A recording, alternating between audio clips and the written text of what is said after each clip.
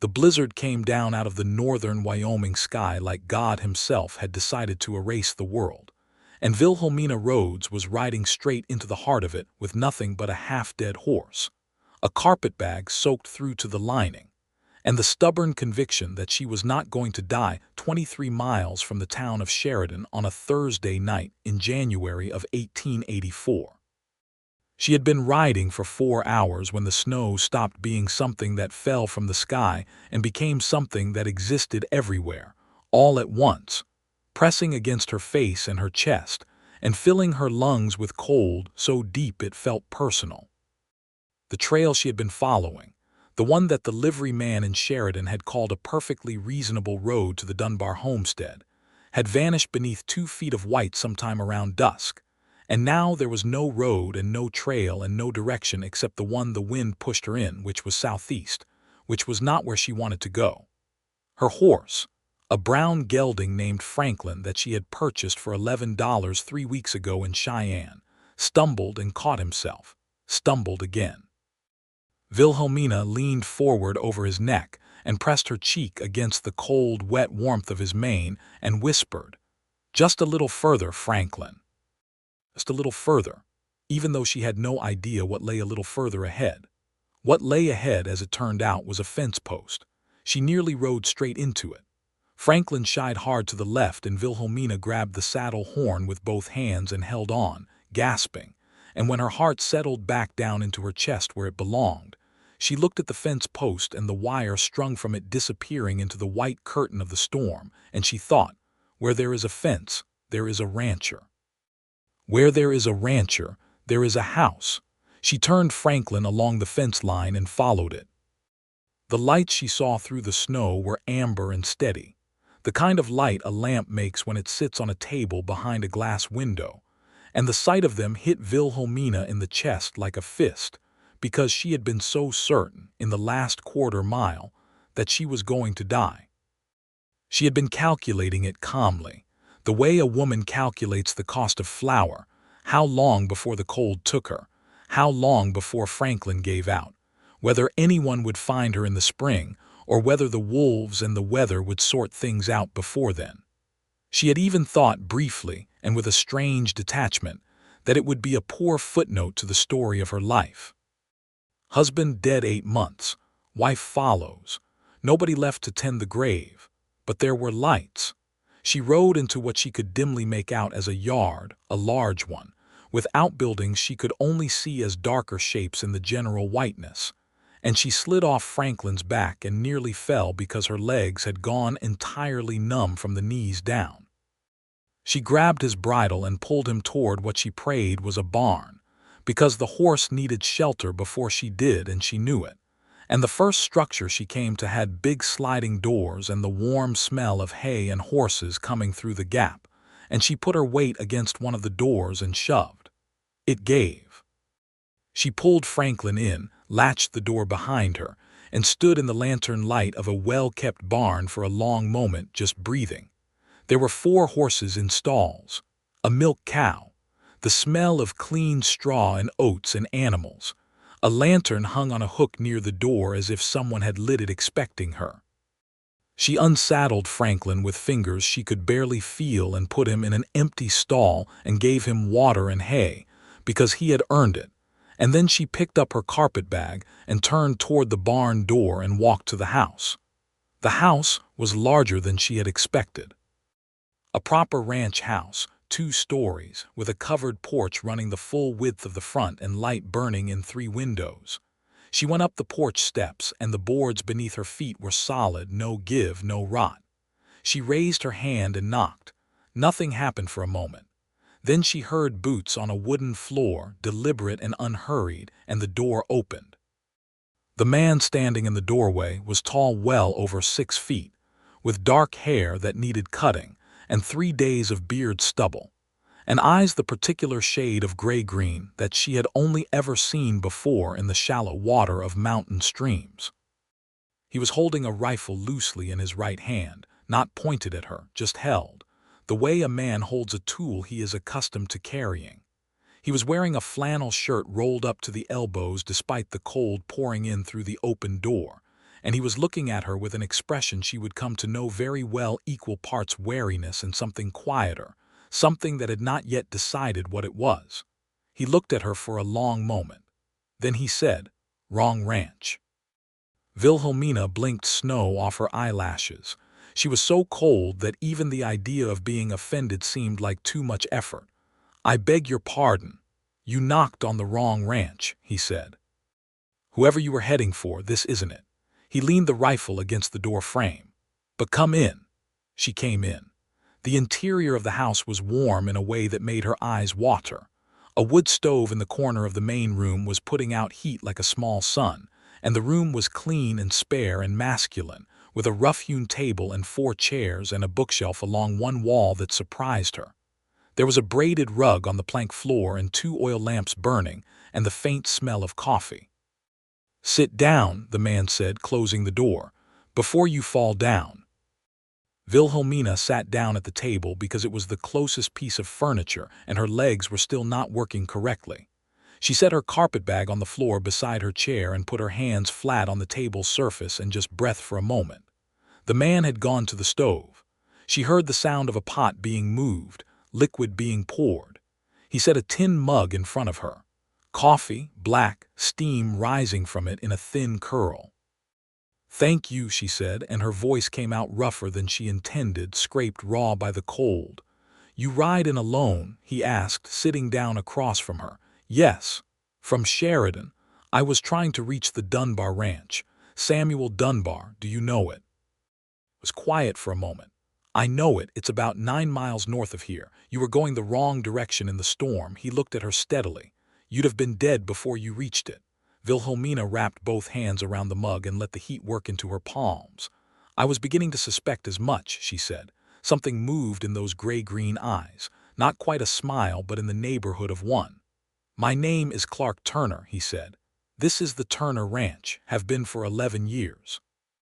"Wilhelmina Rhodes," she said. "I was recently of Cheyenne, before that Virginia." He absorbed this information without visible reaction. "Rhodes," he said. "Are you by any chance the widow of Arthur Rhodes?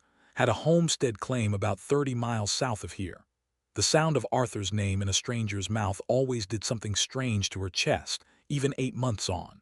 It wasn't grief exactly anymore, not the sharp, blinding kind. It was more like pressing on a bruise, a dull reminder that something had been damaged there. "Yes," she said. "Arthur was my husband." Clark Turner was quiet for a moment. He reached over and picked up his own coffee mug. "I heard about him," he said. "Fever, wasn't it?" "Typhoid," Wilhelmina said. "June of last year."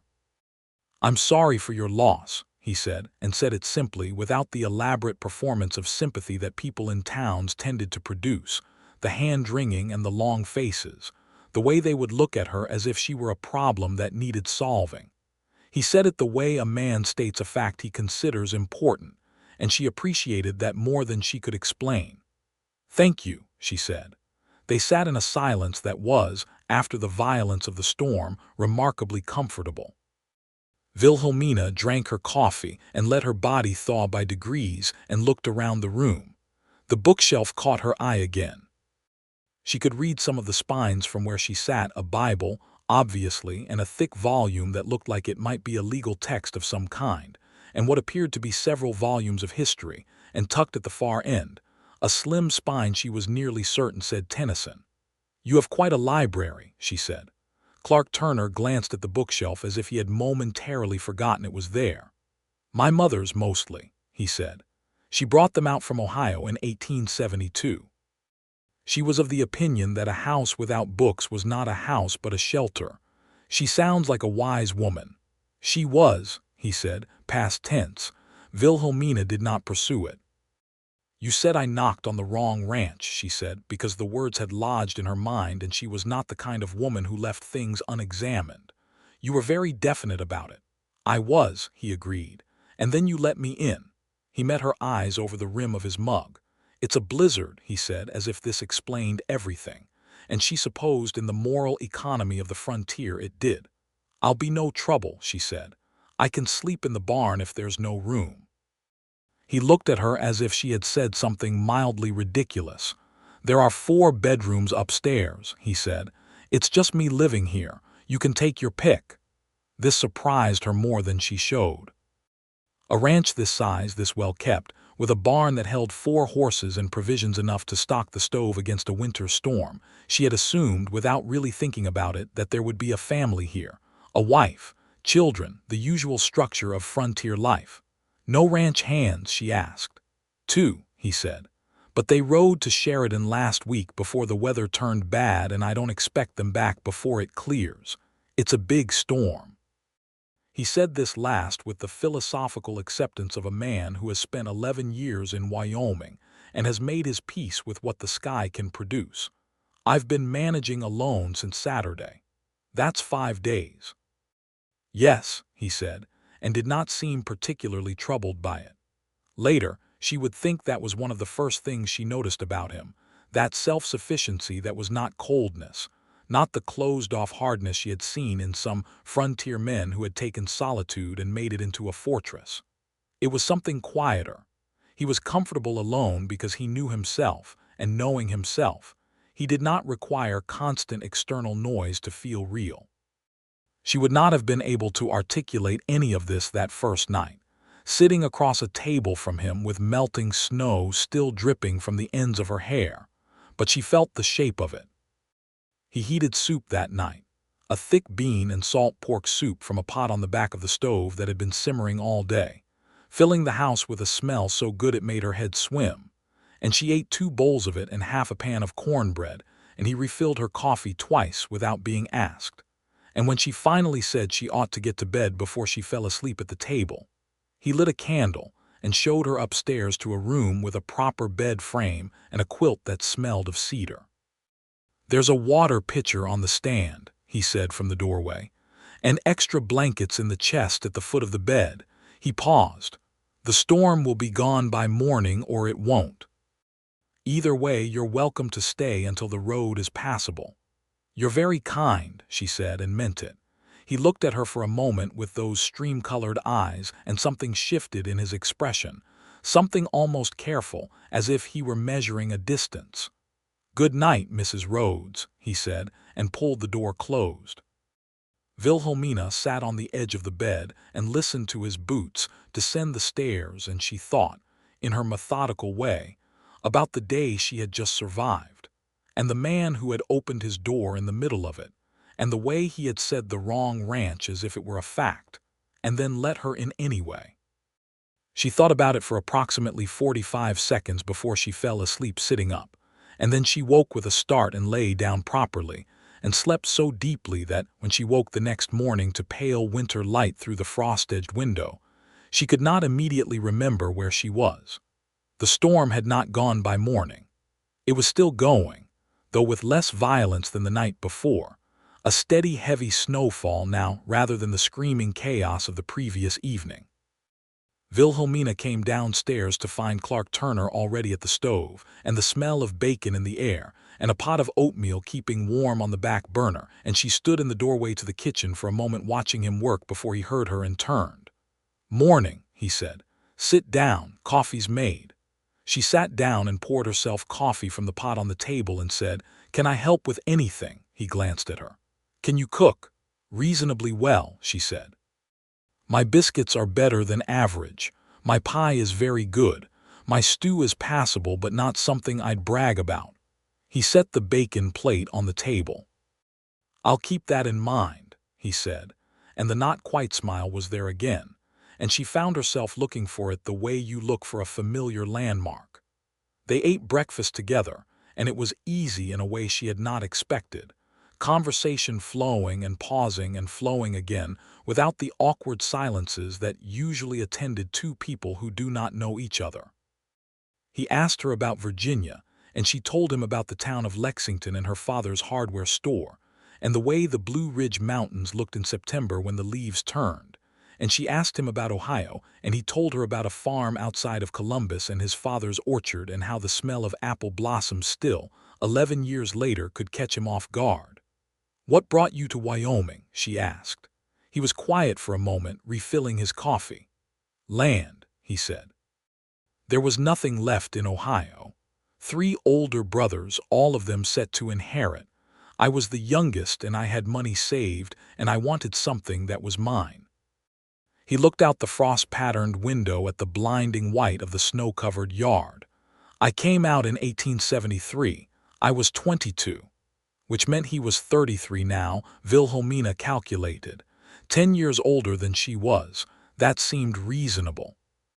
That seemed, in fact, like exactly the right amount of distance between two people, enough that he had lived a full decade more of life than she had, enough that he knew things she was still learning, but not so much that they were strangers from different worlds. She stopped herself from calculating this and focused on her oatmeal. "What brought you to Wyoming?" he asked, turning the question back to her. "Arthur," she said. "He had a land grant. 160 acres under the Homestead Act. He was convinced that Wyoming was going to be extraordinary in 10 years and that the men who got there first would be the ones who benefited." She stirred her oatmeal. "He wasn't wrong about that as far as I can tell. He just didn't live to see it."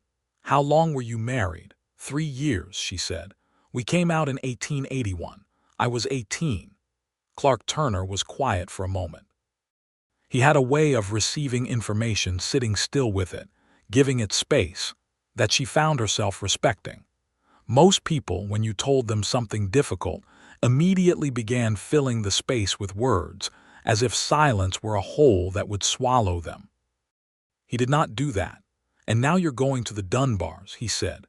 "Samuel Dunbar is Arthur's uncle," she said. "He wrote to me in the autumn and said he'd work for me if I wanted it.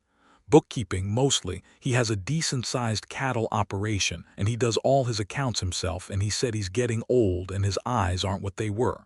She straightened in her chair slightly. "I have nowhere else to go right now. The homestead had to be sold to settle Arthur's debts. I've been in Cheyenne this past winter working as a seamstress, but it's not." She stopped. "Not enough," he said. "Not enough of anything," she agreed. "Not money enough, not interesting enough. Not any kind of life I can see building something from."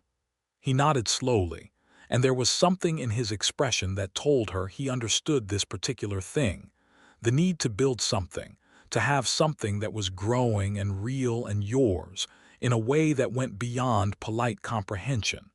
The snow kept falling. By the second day, they had fallen into a routine of such natural ease that Wilhelmina found herself thinking about it in the way you think about something you have been doing for years rather than days. She helped with the cooking, and he did not make a production of thanking her or telling her it wasn't necessary. He simply accepted it the way you accept something that makes sense. She helped him carry hay to the horses and break the ice on the water trough, and he handed her an extra pair of his work gloves without comment when he saw her struggling with the cold. She helped in the kitchen. He handled the heavy outdoor work. It was not planned. It simply happened, the way things happen between people who are paying attention to each other. On the second afternoon, when the snow had slowed to a sullen intermittent drift and the light inside the house was gray and flat, she found the Tennyson on the shelf and took it down. He was at the table working on what she could see were account ledgers, columns of figures in a careful hand, and she sat in the other chair by the stove and opened the book. "You read Tennyson," she said. It was not quite a question. He glanced up from his ledger. "My mother liked him. I've read most of it." He went back to his figures. "Do you?"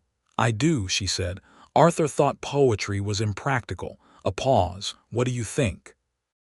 "I think very few things in this life are strictly practical," she said, "and that this is not necessarily an argument against them." He put his pencil down and looked at her across the table, and that careful look was in his eyes again, that measuring look, and this time she did not look away from it. She held his gaze for a moment, long enough that the air between them changed slightly, became a fraction warmer, more charged. And then he picked his pencil back up and she looked back down at the book, and neither of them said anything about it. She read aloud for a while, because the silence seemed to want filling, and the book seemed like the right thing to fill it with. And he kept working at his ledger, but she could tell he was listening, could tell it by the quality of his attention, the way his pencil slowed slightly when she reached certain lines. On the evening of the second day, After supper, he showed her the ranch, the parts that were accessible without plowing through thigh-deep drifts, which limited things to the barn and the covered equipment shed, and the area between the house and the outbuildings where the drifts hadn't built up as high. He showed her his horses, a gray stallion he called Raleigh, who was the undisputed king of the stalls, and two good-working quarter horses and a young bay mare he had bought in the fall. "She's green," he said, running his hand along the bay's neck. "I haven't had time to work with her properly. The autumn was busy."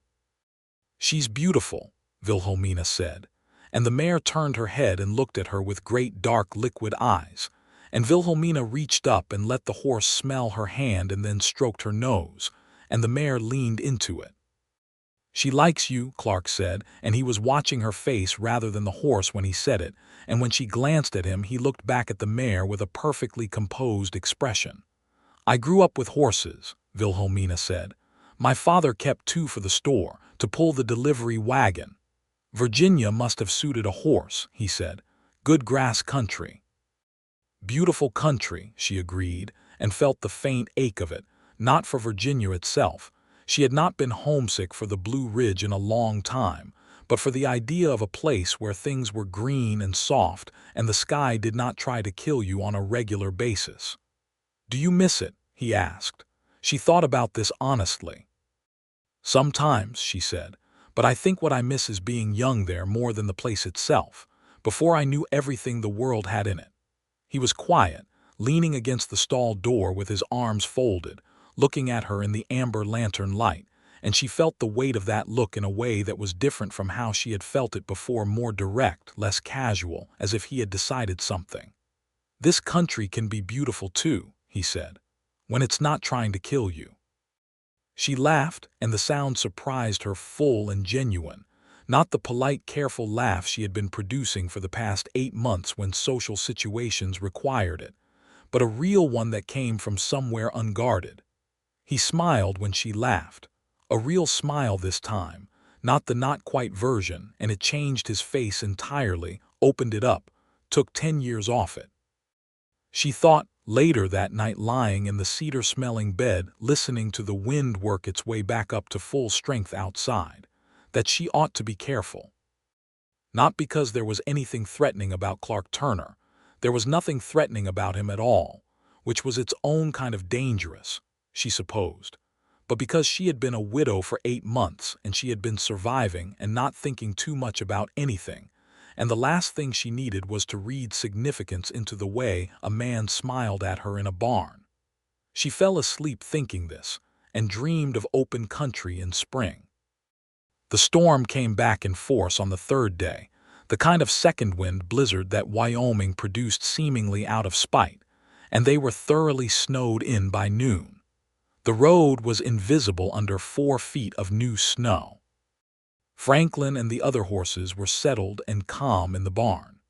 The wood supply in the house was adequate, and Clark seemed to take the whole situation with his characteristic unhurried calm, which she found herself depending on in a way she was not prepared to examine closely. They were sitting at the table after the midday meal.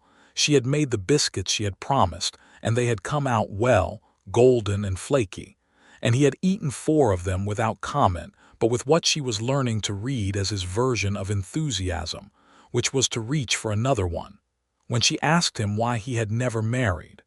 She had not meant to ask it. It came out before she had properly decided to say it, which was unusual for her because she was, in general, a deliberate person. But the question had been sitting in the back of her mind since she had arrived and found this large, well-kept ranch occupied by one quiet man and his horses, and it came out now in the flat plain light of the snowed-in afternoon. He looked at her, not surprised exactly, but as if he had been expecting the question and had been deciding what to do with it. "I was engaged," he said. 1879, a woman from Cheyenne, a school teacher. Her name was Margaret Howell. Wilhelmina waited. "She came out here in the spring of 1880 to see the ranch," he said. He was turning his coffee mug in his hands, looking at it rather than at her. She took one look at the winters and one look at how far we were from the nearest town, and she said she couldn't do it. She was honest about it, I'll give her that. She said she wanted to love this life and she couldn't make herself want it, and she was sorry. And she went back to Cheyenne, Wilhelmina said. She went back to Cheyenne. She married a banker. He paused. Last I heard they were very happy. And you never tried again, she said. He looked up at her then. I tried once, he said. I was careful about it. I was perhaps too careful about it. I was worried about finding someone who would look at this ranch the way Margaret did, who would see the distance and the weather and the isolation, and decide it wasn't worth it. He held her gaze. I started being too careful about who I let close enough to disappoint me. The directness of this stunned her slightly. It was such an honest thing to say, and he said it quietly, without drama, just stating a fact about himself with the same even steadiness he brought to everything. That's a lonely way to live, she said softly. Yes, he agreed, it is. The fire crackled in the stove. Outside, the wind drove snow against the windows in waves.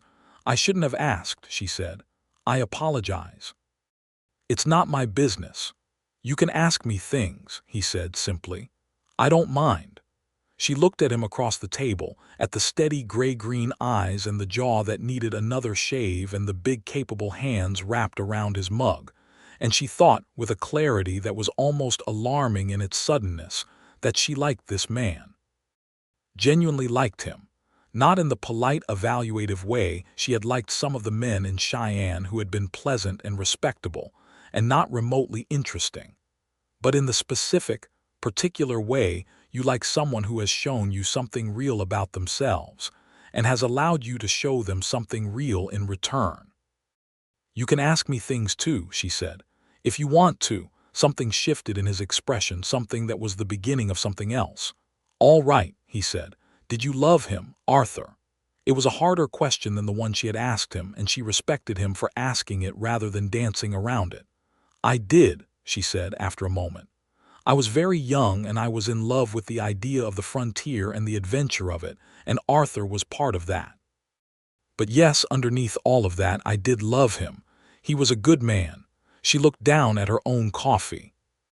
We didn't have enough time together to know everything about each other, and I used to find that sad, but now I think maybe what we had was complete in itself. Short doesn't mean less, it just means different, she heard him exhale slowly. That's a generous way to look at it, he said. It took me a few months to find it, she admitted. The first few months I was mostly just angry. Angry at who? Typhoid, she said. God, probably. Arthur himself a little, for dying and leaving me in a situation neither of us had planned for. She said this lightly, but it was true, and she knew from his expression that he heard the truth in it. It's not very admirable, being angry at a dead man. I think it might be the most human thing you've told me, he said. She looked up at him. He was looking at her with an expression of such simple warmth that it caught her unprepared, and she felt something happen in her chest that was not exactly grief and not exactly joy, but was somewhere in the country between them, a place she had not visited in a long time. She stood up and collected the plates, because she needed something to do with her hands, and he got up and helped her without being asked, and they washed up together in a comfortable near silence, standing side by side at the basin, and the wind howled at the windows and they were warm. On the fourth day, the storm broke. Wilhelmina was up before Clark, and she watched the sun come up through the kitchen window, a fierce, clear Wyoming sunrise, the sky turning from deep navy to gold to hard, brilliant blue, the snow-covered land lying still and white and breathtaking in every direction. The world looked new. It looked like something that had just been invented. She heard him on the stairs and turned as he came into the kitchen, already dressed in his work clothes, his coat over one arm. It's clear, she said. He looked past her out the window. Yes, he said. He pulled on his coat. The road to Sheridan will take a day or two to clear. The Dunbar Ranch, he considered. If Samuel Dunbar knows you set out in that storm, he'll have men looking for you. Best to wait for someone to come through and carry word, or ride into Sheridan ourselves when the road is passable. Of course, she said. I don't want to impose any longer than necessary. He looked at her steadily. "You're not imposing," he said. "I want to make sure that's clear." "It's clear," she said, and held his gaze, and the morning light came through the kitchen window and lay across the table between them, and the moment stretched and neither of them moved to end it. Then he put his hat on and went out to tend the horses, and she put the coffee on. That day was the day things changed between them, though she could not have said exactly when or how it happened, only that by the end of it the air in the house was different, carrying a warmth that had nothing to do with the wood stove. She helped him dig a path to the barn, working alongside him with a second shovel she found in the covered porch, and they talked the whole time about cattle and beef prices, and the territorial government and books they had read and places they had been. And the conversation had an energy to it now that was different from the pleasant ease of the previous days, more alive, more interested. She asked about the injustice of the big cattle outfits crowding out the small ranchers and homesteaders, because she had seen it herself when Arthur was alive, had seen the way the powerful men in Cheyenne set the terms, and the small men had to accept them or fight, and usually lose. Clark knew about it deeply and bitterly. Several of his neighbors had been pushed out in the past 3 years, their claims disputed or their water sources blocked by the larger outfits. He himself had managed to hold on, partly through sheer stubbornness, and partly because his land held the water rights to a creek that the bigger outfits needed, which gave him a leverage that most small ranchers did not have. But he was under no illusions about his long-term security. "It's going to get worse before it gets better," he said, driving his shovel into a drift. "The cattle barons have the territorial government in their pocket. The Johnson County situation is going to come to a head sooner or later." He was right about that, as it turned out, though that particular head would not come to its crisis for another 8 years. Wilhelmina did not know that then, of course, but she listened to the analysis and recognized in it the thinking of a man who was not naive about the world he lived in. "Arthur lost $200 trying to fight a water rights claim," she said. "He didn't have $200 to lose." "Most of us don't," Clark said quietly. After the path was clear, they went inside and she made cornbread, and he opened a jar of preserved plums that turned out to be the most extraordinary thing she had tasted since leaving Virginia, sweet, tart, and rich, and she said so, and he looked briefly pleased in the way of a person who did not seek compliments but received them gracefully. "My mother put them up before she died," he said. "I've been rationing them." "I'm honored to have earned a jar," she said. "You shoveled for 2 hours in January," he said. "You've more than earned it." They were sitting close together at the table, closer than strictly necessary, she thought, though she did not move, and neither did he, and the afternoon light was coming in low and golden through the western window and laying in bars across the floor, and she could see the exact line where the stubble on his jaw caught the light, and she was aware of him with a specificity and an attention that she had not felt in a very long time. He was looking at the plums in his spoon. Then he looked at her. "Wilhelmina," he said. "Yes," she said. He paused, and she could see him working something out, not searching for words exactly, but ensuring that the ones he chose were the right ones. He had that quality she had noticed of precision in language, not because he was a formal man but because he had respect for the weight of words. "I'm aware," he said, "that you've been here 4 days because of a blizzard. I'm aware that you're on your way somewhere else. I'm aware that I'm more or less a stranger to you." He stopped. "But I'd like to not be." She looked at him. The afternoon light was warm and exact. The house was quiet. "I'd like that too," she said, and it came out steadier than she felt. He reached across the table and put his hand over hers, just that, just the warmth and weight of his hand over both of hers where they rested on the table, and she turned her right hand over beneath his and held it, and they sat like that for a long, quiet minute while the light moved across the floor. He did not try to kiss her that afternoon. She thought later that this was exactly right, that the time for that had not yet arrived, and he knew it. And he was patient in the way that the best things require patience. But something had been named between them. Something had been brought into the light where it could be properly seen, and after that the whole landscape of her situation looked different. Riders came through from Sheridan the following morning. 3 men on good horses, breaking trail through the snow, and one of them was a hand from the Dunbar Ranch who had been sent out looking for her, a weathered man named Pete with a red mustache who said that Samuel Dunbar had been in a considerable state of worry since the storm broke. Wilhelmina stood on the cleared porch and talked to Pete while Clark stood behind her, arms folded, listening. "Tell Mr. Dunbar I'm well," she said. "I was taken in by the Turner Ranch during the storm, and I'll be along within the next day or two when the road is properly safe." Pete looked at Clark briefly, then back at her. "I'll tell him, ma'am, he'll be relieved." When Pete and the other riders had gone, she turned around. Clark was looking at her with a question in his eyes that was not quite a question. "A day or two," she said, "if that's all right." "Yes," he said, "that's all right." The next day was the best day. The sky was entirely clear, and the cold was the clean, dry kind rather than the wet, killing kind. And the snow caught the sun and threw it back in a million directions. And they rode out together in the morning on 2 of his horses. Not to go anywhere particularly, just to ride, which seemed like the right use of a beautiful morning after being snowed in for 5 days. She was on Raleigh, the gray stallion, which she had asked for specifically and he had granted with mild surprise, and Raleigh had tested her in the first 50 yards, bouncing and snorting, and then settled when he realized she knew what she was doing. "You said you could ride," Clark said, watching her with Raleigh. "I did," she agreed. "Most people can't ride Raleigh," he said. "Most people probably don't insist on it," she said. He laughed, a real laugh, full and warm, and she stored it away like something valuable because it was the first time she had heard it and she knew she was going to want to remember it. They rode out across the snow-covered pasture, the horse's breath making clouds in the cold air, and he showed her the boundaries of the ranch.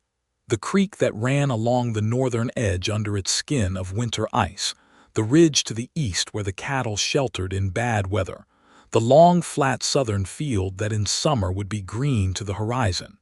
It was a good ranch. An honest, well-managed, real piece of land that a man had built from nothing with 11 years of work and stubbornness, and the particular kind of faith that is not religious but is no less powerful. The faith that says, "This ground is mine and I will make something worthy of it." She could see why Margaret Howell had been unable to love it. It required something specific in you, a willingness to trade comfort and proximity, and the consolations of society for space and sky, and the satisfaction of a thing entirely your own. She had made that trade once before, coming to Wyoming with Arthur, and it had cost her more than she had expected, but standing now at the northern edge of Clark Turner's land looking at the frozen creek and the bare cottonwoods and the vast sky above, she thought that she had the specific thing in her, the willingness, more than she had realized. He pulled his horse up beside hers at the creek bank. Their stirrups were almost touching. "I want to ask you something," he said. She looked at him. "I know it's too soon," he said, with the careful honesty she had come to associate with everything he said. "I know you've been here less than a week and you came here by accident and the original plan was somewhere else entirely, but I would like the chance to know you better, not just the next day or two." The horses stood still. The creek ice clicked softly somewhere beneath the snow. "You're asking me to stay," she said. "I'm asking you to consider it," he said. "I'm asking whether you'd be willing to write to Samuel Dunbar and tell him you found other arrangements. I have accounting work here that genuinely needs doing and I would be glad to pay you for it." And he stopped and looked at the creek bank and looked back at her. "And I would like the chance to court you properly, Wilhelmina. If you're willing." She sat with this for a long, quiet moment. "I'll write to Samuel Dunbar today," she said. His exhale was visible in the cold air, a long, slow release of something that had been held very carefully in check. He looked at her with those stream-colored eyes, and there was something in them that she recognized as relief and hope and a careful joy, all trying to occupy the same space, and she felt it reflected exactly in herself. "Good," he said. They rode back to the ranch in the brilliant, cold morning, and the snow sparkled in every direction, and she thought, with a certainty that had no right to be so clear this soon, that he had not been wrong when he answered his door in the blizzard. This was exactly the right ranch. She wrote to Samuel Dunbar that afternoon, a careful letter explaining that she had been caught in the storm and taken in, and that she had found other arrangements of a similar nature, and hoped he would understand, and that she wished him the best health.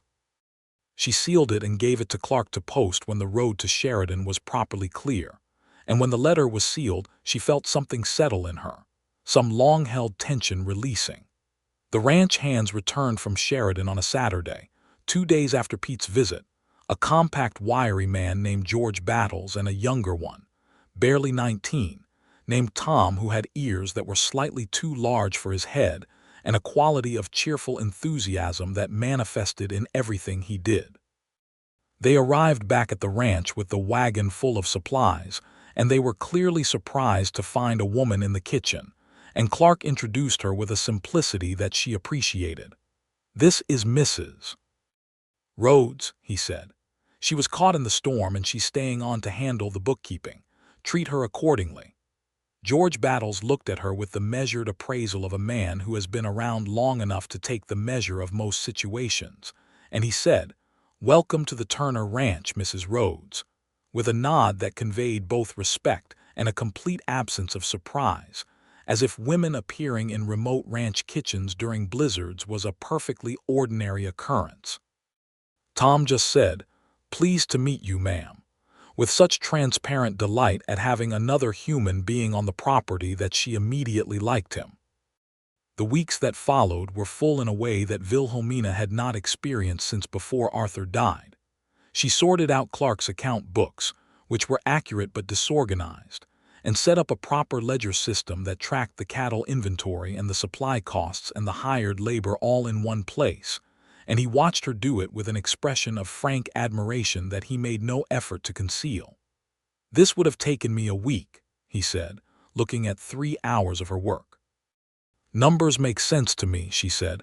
"They always have." "You should have been a banker," he said. "A woman banker," she said, and gave him a look that was not quite sharp but contained some iron. He acknowledged this with a small nod. "I'm sorry. I spoke without thinking. The world doesn't make room for women in those positions," she said, not bitterly but factually. "It doesn't make room for women in much of anything that involves money or property or the exercise of judgment that isn't domestic. I was aware of that before Arthur died. I became very thoroughly educated in it afterward, when I was managing his estate, and every man I dealt with in Cheyenne seemed to believe that I needed a guardian to help me understand what was being said." Clark was quiet for a moment. "That must have been infuriating," he said. "It was educational," she said, in a tone that indicated she was choosing the more restrained of several available words. He looked at her steadily. "I want you to know," he said carefully, "that what you do here, the accounting, the management of the figures, I consider that work, real work, equal in value to anything George or Tom does." She looked at him. He said this without performance, without the slightly overcorrected tone of a man who is trying to prove something. He said it the way he said most things, simply, as a statement of his actual position. "Thank you," she said, and meant it in a way that went deeper than the words.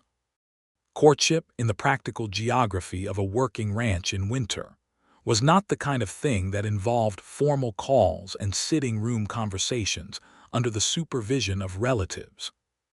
It was conversations at the kitchen table and riding out together in the afternoons when the work allowed, and lending each other books and arguing about Tennyson, and whether the territorial government would ever develop the will to stand up to the cattle barons, and the slow, steady accumulation of knowing each other that was, she came to think, the most genuine form of courtship there was. He was not a demonstrative man, not in the surface sense. He did not overflow with declarations or poetic speeches.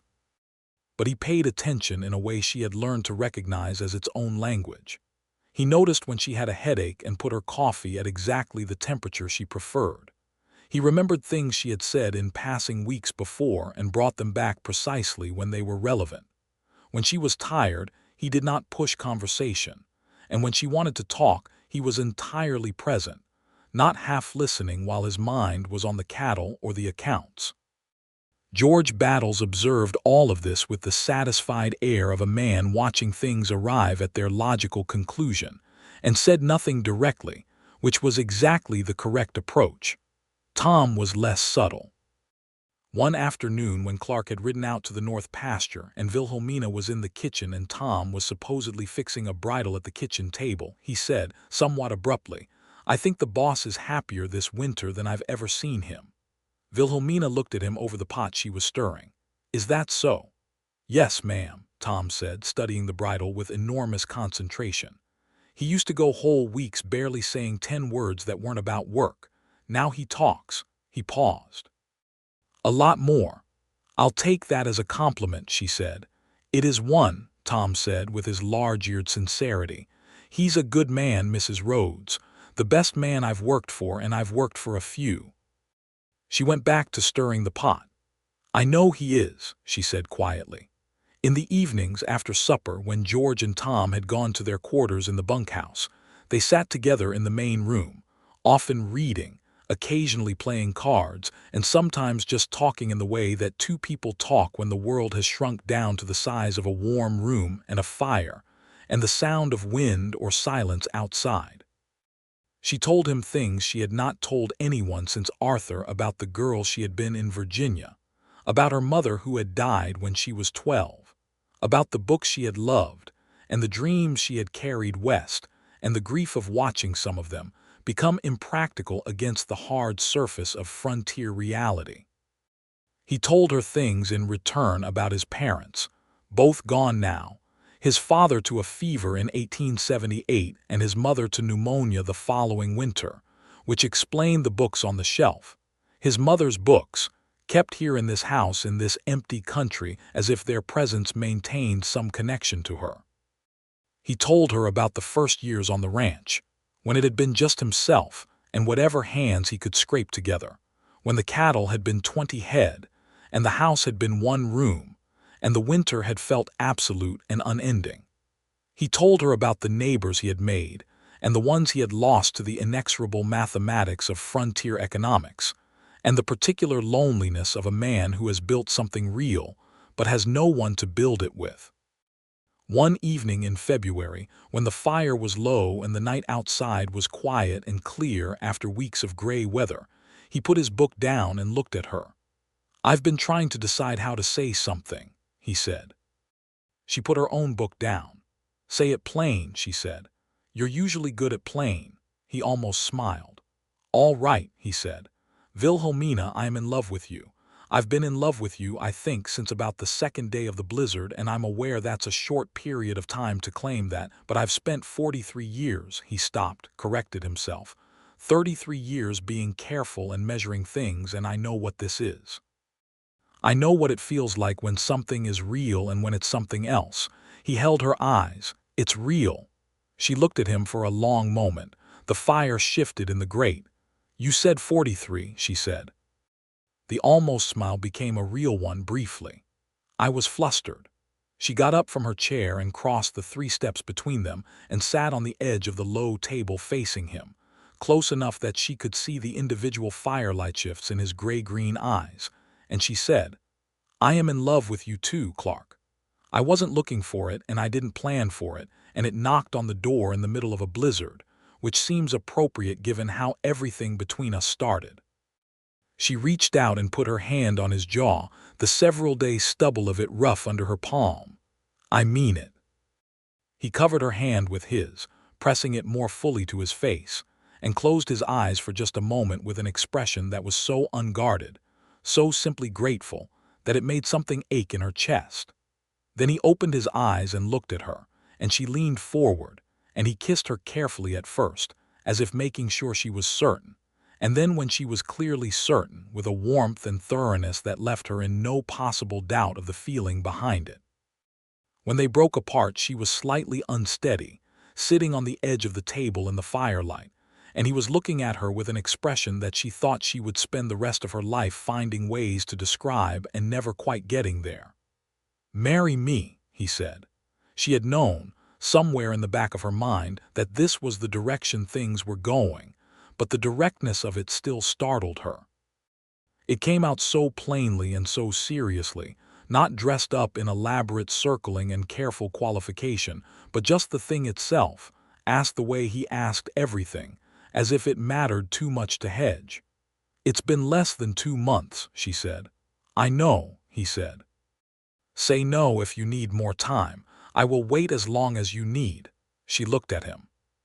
She thought about the 2 months of mornings and evenings and days full of work and talk and laughter, the specific gravity of him, the way she felt her own mind working better and more freely in his company than it had since Arthur died, the way the ranch had begun to feel like something that was hers to care about, the way the Wyoming sky, which had tried to kill her in January, had turned in February into the most extraordinary thing she had ever seen.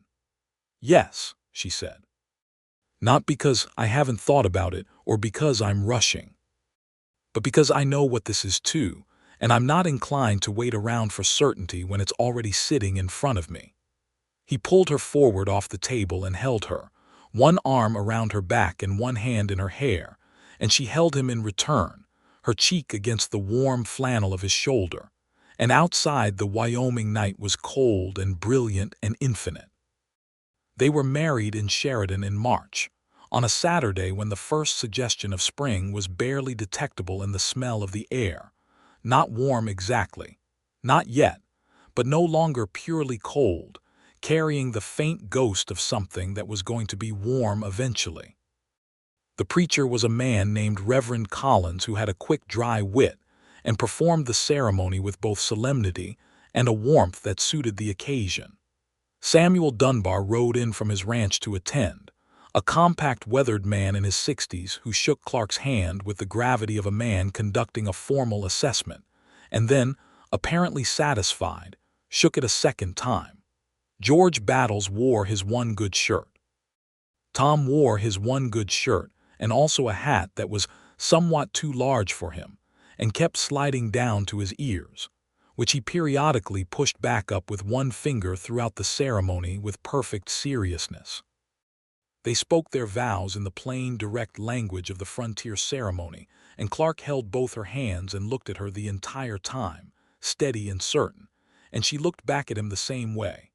And when Reverend Collins said it was done and Clark kissed her, Tom made a sound that was clearly meant to be a dignified expression of approval but came out more like a whoop, and George Battles said, very quietly, "Hush, boy," and Wilhelmina laughed against Clark's mouth. They rode back to the ranch that afternoon, just the two of them, George and Tom taking a different route, a longer one, with the unspoken thoughtfulness of men who understand when two people need to be alone. And the ride back was 3 hours through the beginning of the Wyoming spring, the snow retreating from the south-facing slopes, brown grass showing in patches, the creek running hard with snowmelt, and they rode side by side and talked about nothing consequential and everything that mattered. "Are you happy?" he asked at one point, not anxiously, just wanting to know. "Yes," she said, looking at the long line of land opening up ahead of them. "I am." He reached over and took her hand without looking away from the trail, and she held it, and they rode home. The first summer on the ranch was an education and a revelation. Wilhelmina had grown up with a hardware store, and she had spent 3 years on Arthur's homestead learning the basics of frontier farming, but she had not understood cattle ranching, not truly, until she was in the middle of it. Working alongside Clark through the spring calving season and the summer range moves, and the constant ongoing work of maintaining fences and water sources, and watching the sky with the particular attention of someone whose livelihood depends on being right about what it's going to do. She kept the books, which expanded in scope as the summer progressed. Not just the ranch accounts, but a careful tracking of the cattle market prices coming in on the telegraph from the Sheridan office, a system for projecting costs and revenues that Clark looked at once and then never questioned again, trusting her numbers completely. She also turned out to be useful with the younger cattle, who took to her in the way that animals sometimes respond to certain people, with an immediate and unreasoned trust. Clark watched her work a nervous yearling one afternoon with an expression she had come to read as his particular form of wonder. "You're good at that," he said. "I told you I grew up with horses," she said. "Cattle are different from horses." "Not as different as people think," she said, which made him laugh. George Battles, she came to understand that summer, was one of those rare men who make a place work through sheer competence and a complete absence of drama. He had been with Clark for 6 years, longer than any other hand, and the trust between them was the kind that requires years to build and is never quite stated explicitly. He was kind to Wilhelmina in a way that was never showy. He fixed things without being asked. He adjusted his language around her not by becoming overly formal, but by removing the rough edges. He treated her judgments about the cattle and the land with the same weight he gave Clark's, which was, she knew, a considerable compliment. Tom was learning everything as fast as his 19-year-old brain could absorb it, which was fast. He was also, she noticed with some amusement, engaged in an increasingly elaborate series of reasons to ride into Sheridan, the frequency of which correlated exactly with the arrival, in town, of a new schoolteacher named Clara Marsh, who was originally from Kansas and had brown curls and a direct manner that Wilhelmina found immediately charming when she met her at the general store in May. She mentioned this to Clark one evening, and he said, without looking up from the book he was reading, "I know. George and I have a bet." "On what?" she said. "On how many more trips to town he'll make before he works up the courage to actually speak to her." "What's the current count?" 7. Wilhelmina considered this. "I give him 3 more trips," she said. He looked up. "I said 5. George said 4. She won. 2 trips later, Tom arrived back from Sheridan at dusk, walking 6 inches off the ground with the specific buoyancy of a young man who has just had a significant conversation, and even George allowed himself a small smile. By autumn, the ranch was running better than it had in years. The accounts were clean and legible and properly projected. The cattle had had a good summer, and the marriage that had seemed to some people in Sheridan to have moved with unseemly speed had settled into something so obviously right that even the most skeptical of the town gossips had been heard to say, in tones of mild surprise, that Mrs. Turner seemed a very sensible woman, and the Turner ranch had never looked better. Wilhelmina discovered she was expecting in October. She told Clark on a Tuesday morning, sitting at the kitchen table with her hands wrapped around her coffee mug, in the same position she had been in the first morning of the blizzard, and he looked at her for a long moment, and then he got up and came around the table and put his arms around her from behind, his face in her hair, and he held her like that for a good full minute, saying nothing. "Are you happy?" she asked, which was the question he had asked her on their wedding ride. "Yes," he said into her hair. "I am." The winter of 1884 into 1885 was gentler than the previous one, not warm. Nothing in Wyoming was ever warm in January, but without the killing violence of the storm that had driven her to his door. She was well into her pregnancy by December, and she had taken to the expansion of herself with the same practical matter-of-factness she brought to everything, negotiating the modifications to her working life with minimal complaint and some humor. She finished Samuel Dunbar's accounting books in January. He had written to ask if she might do his accounts on a consulting basis, since she was clearly not going to be arriving in person, and this arrangement had proved satisfactory to everyone including herself, the modest income making her feel more fully her own person in a way that mattered to her.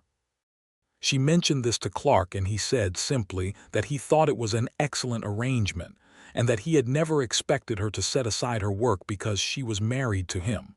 "Some husbands would," she said. "I know," he said. "I'm not some husbands." "No," she said, "you're not." Their son was born in April of 1885, a Tuesday morning, with the help of the Sheridan doctor who had ridden out the day before when it became clear things were proceeding, and Clark, who had been determinedly calm throughout the entire preceding months in the way of a man who is keeping himself very precisely under control, sat downstairs in the kitchen for approximately 9 hours in a state of not calm that George Battles addressed by sitting with him and talking about cattle prices, and saying nothing at all about the fact that Clark was gripping the edge of the table hard enough to leave marks. When Wilhelmina called down from the upstairs room, when the doctor appeared at the top of the stairs and said, "Mr. Turner, you have a son," Clark was up the stairs before the sentence was finished. He was a healthy boy, large and loud and emphatically present in the world, with dark hair like his father and a stubbornness of expression that seemed to come from both sides equally. They named him Henry Arthur Turner, Henry for Clark's father and Arthur for Wilhelmina's late husband, because she had asked and Clark had agreed without hesitation, because he was that kind of man. Tom, when he was introduced to Henry 3 days later, held the baby with the elaborate caution of someone handling something that might break or explode, and George Battles looked at the baby with the expression of a confirmed bachelor who has just discovered he has opinions about children. "He looks like the boss," George said. "He looks like both of them," Tom said authoritatively, from his extensive experience of having now held one baby. "He looks like himself," Wilhelmina said from the bed, "which is what I was hoping for." Henry Arthur Turner was a person of strong opinions from the earliest possible age.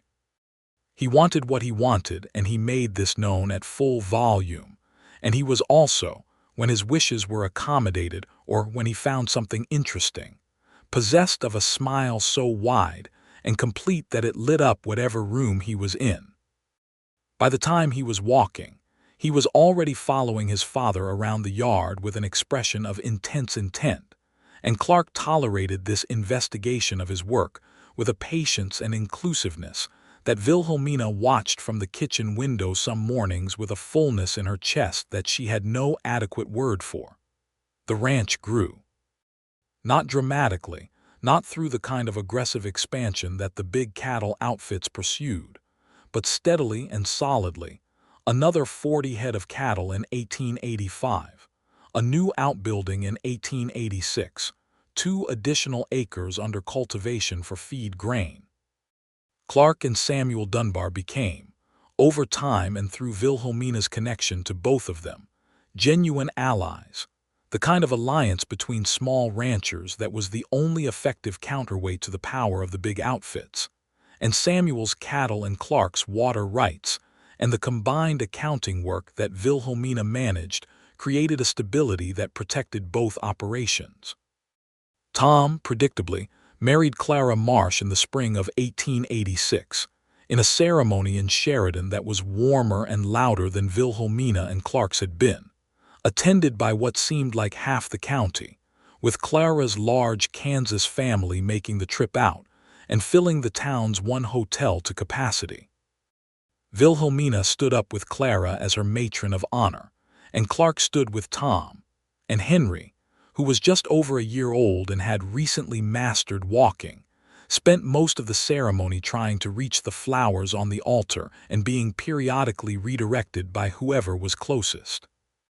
George Battles gave a toast at the wedding supper that was the most words anyone had ever heard him say in one sitting, and it was very good.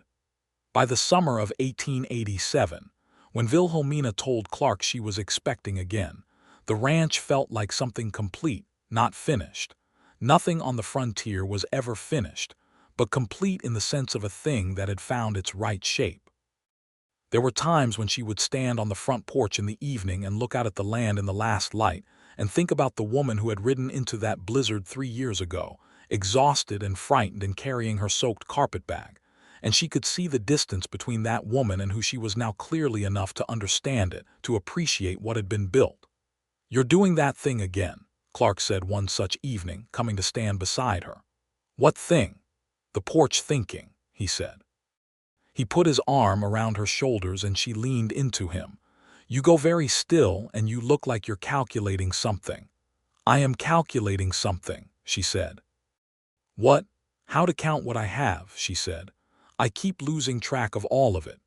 He pulled her closer, his chin resting on the top of her head, and they looked out at the ranch in the last gold of the August evening, the barn and the outbuildings and the pastures and the creek glinting in the distance, and he said, "I know exactly what you mean."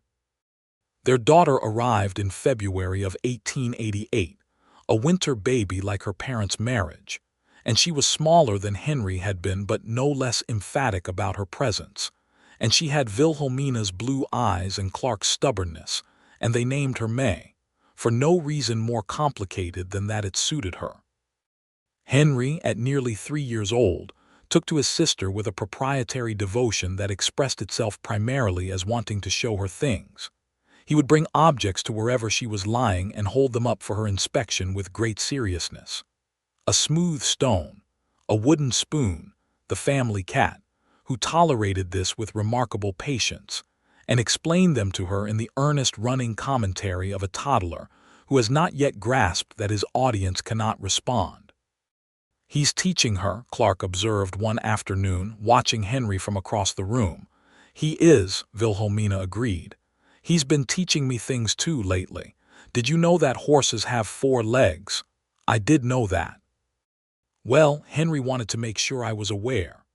He laughed, and she turned to look at him, sitting across from her in the main room on a February afternoon, the fire going well and the baby sleeping in the cradle and Henry on the rug with his rocks and explanations.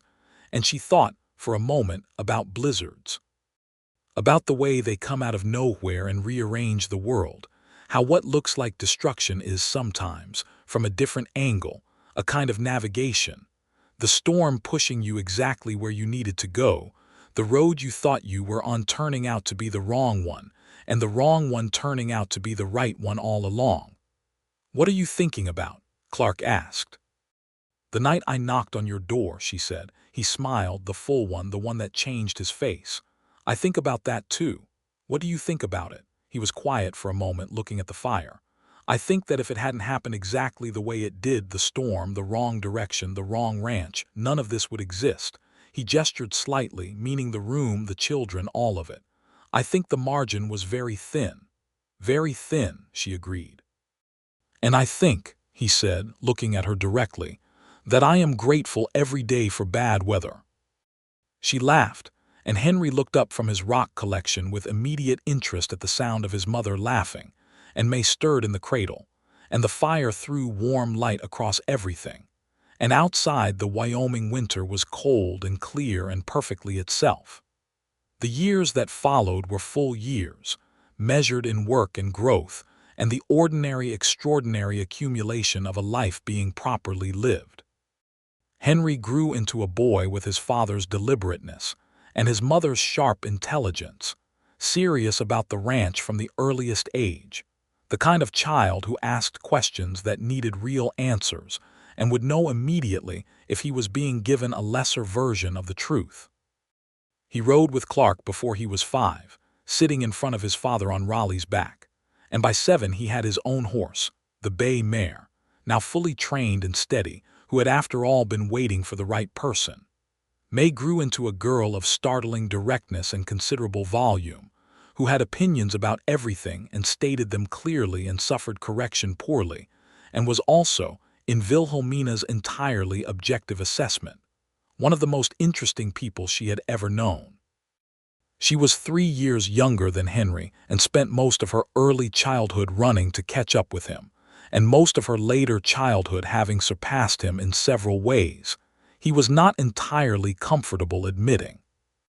George Battles, whose marital status remained unchanged throughout all of this, became something between a ranch foreman and a family fixture, present at every significant occasion, trusted with every significant task, known to Henry and May from their earliest memories as simply part of the permanent landscape of their lives. He aged the way certain men age on the frontier, slowly and without making much of it, his hair going from brown to gray to a distinguished silver, his face gaining lines that suited it better than his younger face had.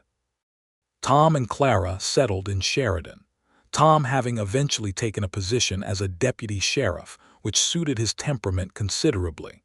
And they had 3 children over the following years, and came out to the Turner Ranch for Sunday dinners often enough that they became part of the regular rhythm of Wilhelmina's weeks, in a way she would have found impossible to do without. Samuel Dunbar lived to be 81, which was remarkable for a frontier man, and he and Wilhelmina maintained their accounting relationship for 15 years. When he finally died, in 1899, he left a portion of his estate to Wilhelmina directly, a recognition, his letter said, of work performed and loyalty maintained and good sense exercised over many years. Clark read this letter at the kitchen table and looked at her with an expression that was not surprise, but was the particular kind of pride that is not possessive, that does not claim anything for itself, that simply says, as clearly as an expression can say it, "You."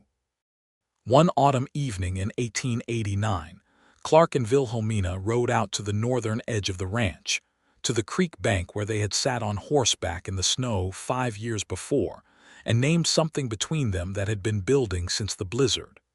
The creek was running well in the September cool, brown leaves moving on the water, the cottonwoods in their last few days of gold. Henry was 9 years old and at home with May and George, who had his own particular system for keeping the children organized that worked better than anyone who had not witnessed it would have believed. They sat the horses at the same spot, and the evening light came in at an angle that turned everything amber and precise, and Wilhelmina looked at the creek and the trees and the sky and the particular geography of this piece of land that she knew now as thoroughly as she had ever known anything. "I've been thinking about something," she said. "Tell me," he said. "I want to expand the accounting work," she said.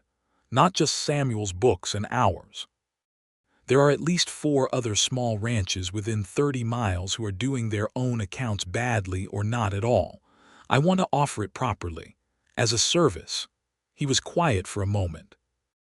"You'd need a better system for receiving the books and returning them," he said. "And there's the question of whether people will pay a woman for the service who wouldn't question paying a man for the same thing." "Some won't," she agreed. "Some will. And the ones who won't are probably doing their accounts so badly that I'd be doing them a favor by refusing to help them." He laughed. Then he said seriously, "I think it's an excellent idea. I'll help however I can." She looked at him on his horse in the October evening, this man who had opened his door in a blizzard and said the wrong ranch, and then immediately let her in, who had built something real and solid from 11 years of stubborn faith in a piece of ground, who had loved her with a consistency and an attentiveness, and a complete absence of performance that she had come to understand was the rarest and best kind of love there was. "I know you will," she said. He reached out and took her hand across the space between the horses, and she held it. The sky above Wyoming was the deep particular blue of an autumn evening, the kind of blue you only see at altitude in clear air, when the day has burned away everything impure, and what's left is this exact, luminous, more than enough. In the years that followed, Wilhelmina's accounting service grew to serve 7 ranches in the county, and the work she did, careful, accurate, predictive, honest, saved more than one of those operations from the kind of financial blindness that had cost other small ranchers everything. She was known throughout the county not as Clark Turner's wife, though she was that too, but as Wilhelmina Turner, who kept books the way other people kept promises, and who could look at a column of figures and tell you not just what they said but what they meant, which is a different and more valuable thing. Clark ran the ranch for another 20 years after that autumn evening at the creek bank, and it grew steadily into something that Henry eventually took over with the same quiet pride his father had invested in it, having spent his entire childhood learning every part of it. May married a young lawyer from Sheridan named James Carver in 1907, a man with a sharp mind and a good laugh whom Wilhelmina approved of at the first meeting, and Clark took 4 months to approve of, which May said was exactly what she had expected and had planned for accordingly. One January evening in 1890, 6 years after the blizzard that had started everything, Clark and Wilhelmina were sitting in the main room of the ranch house, the same room she had sat in that first night, half frozen and drinking coffee, looking at the bookshelf with his mother's Tennyson on it. The fire was going well. Henry was asleep upstairs. May was a baby in the cradle near the stove. Wilhelmina was reading and Clark was, she thought, also reading, but she looked up and found him looking at her instead. "What?" she said. "Nothing," he said. "I was just thinking about what I said that night." "Which night?" "The night you knocked," he said. She smiled. "You said it was the wrong ranch." "I did say that," he agreed. He looked at her steadily with those gray-green eyes that she had been looking into for 6 years and had not finished discovering. "I was wrong." "You said it was the wrong ranch and then you let me in anyway," she said. "Yes," he said. "Well, it was a blizzard." The not-quite smile, the one she had first seen that night and had been seeing every day since. "And then I told you it was exactly the right one." "You said no such thing," she said. He looked at her for a long moment, the firelight moving in his eyes. "I said it," he said. "I just didn't say it out loud yet." She held his gaze across the warm room, this room full of his mother's books and their children and the work they had made together, and outside the Wyoming night was clear and cold and enormous, and she thought, yes, this is what a life looks like when it finds the right shape. This is what it feels like to be exactly where you are supposed to be. "Well," she said, "you're right." He put his book down and came across the room and sat beside her, and she leaned her head against his shoulder the way she had 1,000 evenings before, the way she had every intention of doing 1,000 more. And the fire burned steadily, and the baby slept, and the wind moved outside over the white Wyoming world, and everything was fully and completely and exactly as it ought to be.